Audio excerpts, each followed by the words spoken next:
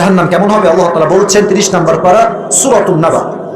আল্লাহ রাব্বুল আলামিন বলছেন, ইন্না জাহান্নামা কানাত মিরসাদা লিত-তাগিনা মাআবাল লাবিথিনা ফিহা আহকাবা।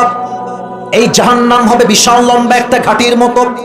লিত-তাগিনা মাআবা, যারা বেনামাজি সুদখোর মদখোর হবে যারা, তাদেরকে এই জাহান্নামে অবস্থান দিবে একজন। আওয়াজ দিয়ে বলেন তো তিনি কে? লাবিথিনা ফিহা আহকাবা। When the people of hellfire, they will enter in the hellfire, they will live there for age. Allah time limitation mention করছেন যে কতদিন আমরা যারা বেনামাজি হব জাহান্নামে থাকব।